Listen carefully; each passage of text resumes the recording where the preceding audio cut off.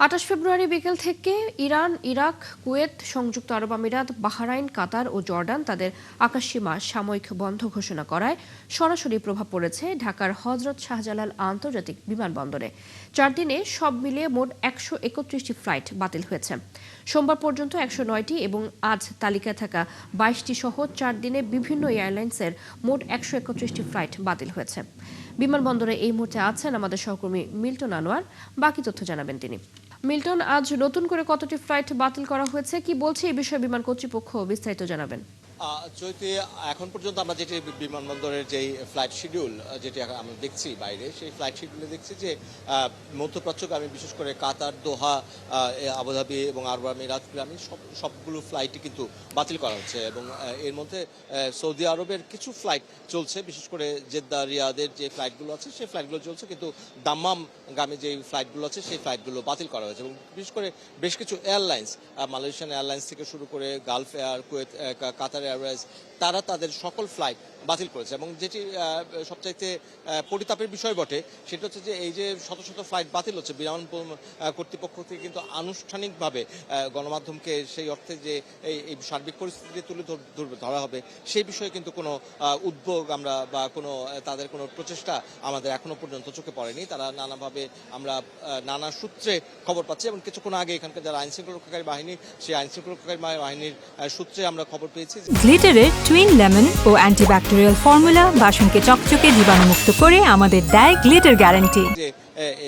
এর মধ্যে যেই ফ্লাইটগুলো সরাসরি ইউরোপের বিভিন্ন দেশে যাবে, অর্থাৎ যেই ফ্লাইটগুলো মধ্যপ্রাচ্যে ট্রানজিট নেবে না, যাত্রা বিরতি নেই, সেই ফ্লাইটগুলো কিন্তু চলছে এবং এশিয়ার অন্যান্য দেশ অর্থাৎ ভারত, মালয়েশিয়া, সিঙ্গাপুর, থাইল্যান্ড, সেই দেশের ফ্লাইটগুলো কিন্তু যথারীতি চালু আছে। কিন্তু আবার যে ফ্লাইটগুলো মালয়েশিয়ান এয়ারওয়েজের সেই ফ্লাইটগুলো আবার বাতিল হয়েছে, কারণ মালয়েশিয়ান এয়ারওয়েজ তাদের ফ্লাইট বাতিল করেছে।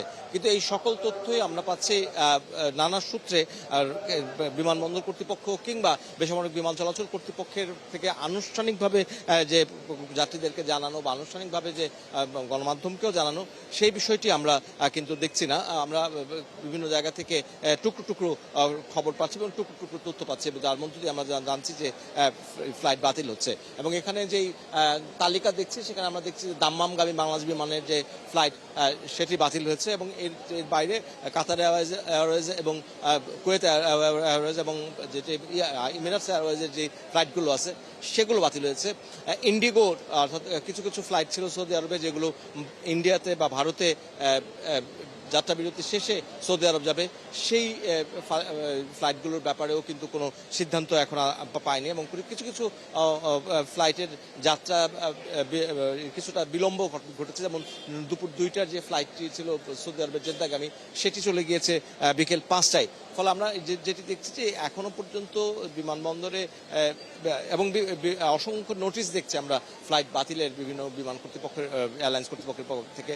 ফলে এখনো পর্যন্ত আমরা যেটি দেখছি যে এখানে বিমানবন্দরে মানুষরা ভিড় করছেন, কিন্তু তারা জানেন না তারা আদৌ যেতে পারবেন কিনা কিংবা কখন যেতে পারবেন। ফলে এক ধরনের উৎকণ্ঠা, এক ধরনের শঙ্কা তো আছেই, কিন্তু সেই শঙ্কা এবং উৎকণ্ঠাকে থেকে তাদেরকে অভয় দেবার মতো কোনো উদ্যোগ এখনো পর্যন্ত বিমান কর্তৃপক্ষ বা এয়ারপোর্ট কর্তৃপক্ষ থেকে আমাদের নজরে পড়েনি। চৈতি। মিল্টন, ধন্যবাদ আপনাকে। আপনি আছেন সেখানে, নিশ্চয়ই পরবর্তী সংবাদ সংযোগে আবার আপনার সাথে যুক্ত হব।